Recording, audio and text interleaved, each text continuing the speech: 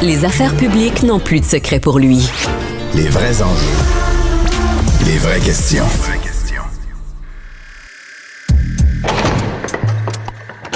La criminalité, c'est un cycle. Et tu vois, le nouveau procès va se dérouler sans qu'aucun témoin ne se présente à la barre. L'histoire des criminels racontée par l'unique journaliste d'enquête, Félix Séguin. Salut Félix.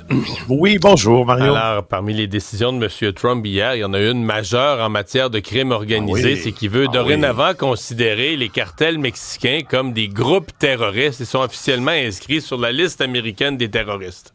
Et ça va faire mal aux cartels, c'est le principal constat de ceux qui suivent ce monde-là avec beaucoup de proximité. Ça va faire mal aux grands chefs des différentes factions des cartels mexicains, tant dans le Sinaloa, tant sur la côte Pacifique, tant à Jalisco. Bref, résumons là. Hier, Donald Trump a, dans sa cascade de décrets signés après son assermentation, en a signé un qui désigne les cartels mexicains comme groupes terroristes étrangers.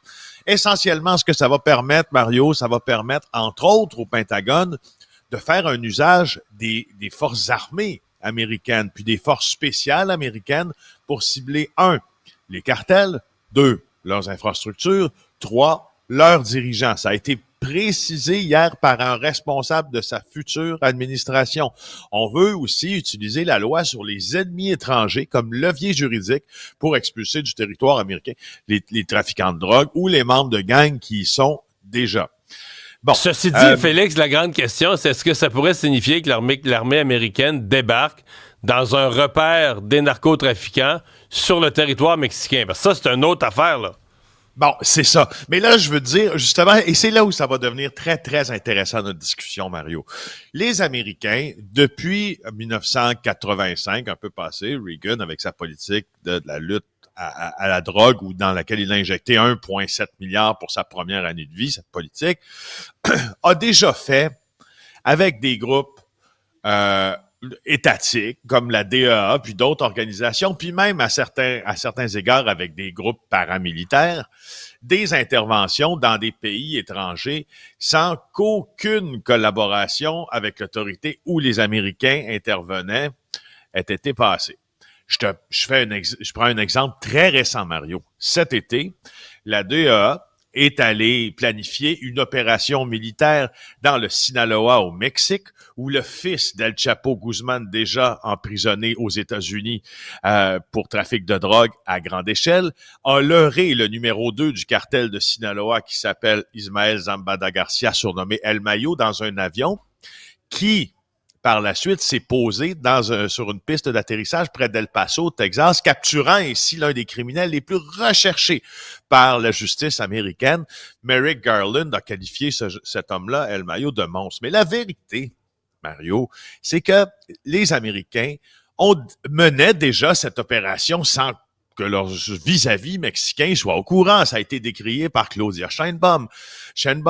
Sauf que là, avec les nouvelles dispositions de la loi, moi, ce que les spécialistes de la question entrevoient à courte échéance, c'est des raids de l'armée américaine en pays étrangers au sud de leurs frontières, à quelques minutes de vol du Rio Grande. C'est quand même une évolution marquée des choses. Je te ferai remarquer, d'ailleurs, j'attendais un peu pour t'en parler parce que j'avais été très attentif à la fameuse déclaration de Phoenix du 22 décembre du président Donald Trump. Il avait été président désigné à l'époque. Il avait été invité par un organisme ultra-conservateur là, qui s'appelle Turning Point. Et il avait commencé à placer le jeu là, sur cette question d'organisation terroriste étrangère que deviendraient les cartels.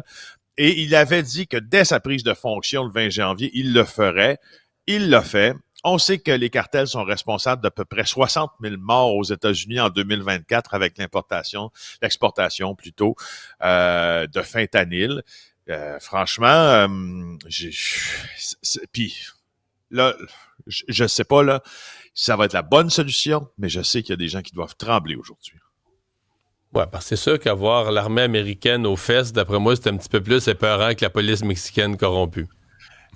Oui, puis que oui, justement. Par contre, puis, Je me lance à dire ça. Hey, prends pas des risques comme ça, Ouais, Mario, à c'est faire ça. des affaires. Hey, aïe, aïe. Mais la vérité, Mario, dans ça aussi, c'est qu'il y a quelque chose à quoi on n'a pas pensé dans la question de l'intervention américaine, exemple au Mexique présentement, parce que, puis de toute façon, on pourrait bien parler du Pérou, de la Bolivie, de l'Équateur, de la Colombie, où on cultive les hectares de cocaïne, etc. Mais un des réels problèmes, à part les pays producteurs, c'est le pays qui il l'apporte aux États-Unis, puis ça, c'est le Mexique. Euh, les Mexicains sont très, très, très réticents à voir les États-Unis intervenir chez eux. Il y a 72% des Mexicains qui jugent que le gouvernement américain détient une part de responsabilité élevée ou très élevée quant au niveau de violence dans leur pays.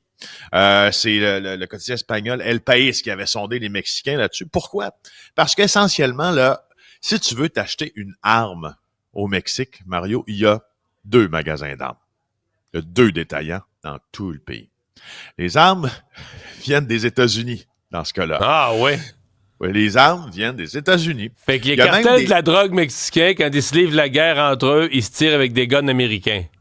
Bien sûr, il y a même des compagnies, des Parce fabricants qu'aux d'armes. États-Unis, je pense que dans le pays, il y a plus que 2 magasins d'armes. Eh ben, Il y en a 2 par rue.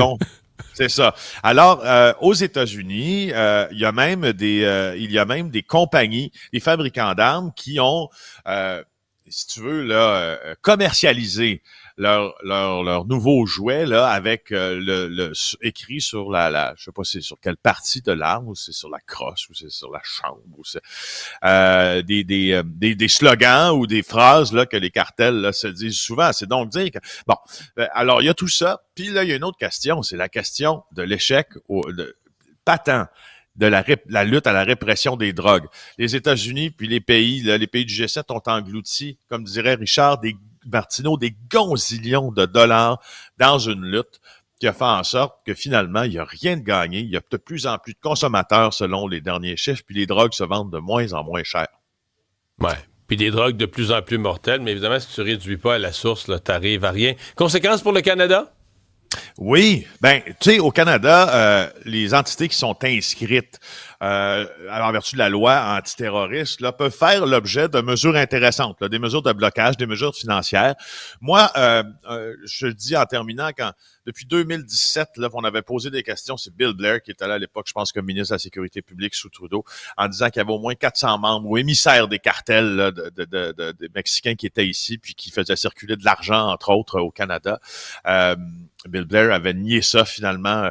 On est capable de prouver qu'il avait tort quelques mois plus tard, parce qu'on savait qu'on avait raison. Bref, je pense que si le Canada devait imiter les États-Unis, ça serait peut-être d'abord politiquement sage, mais ce serait surtout une façon de ne pas s'assurer que les cartels jettent encore un peu plus leur dévolu sur notre pays pour faire circuler et écoulent leur scrap de drogue sur le marché canadien, aussi, faisant plus de morts chez nous. Ouais, effectivement, c'est une bonne réflexion. Félix, merci. Merci, au revoir. À demain.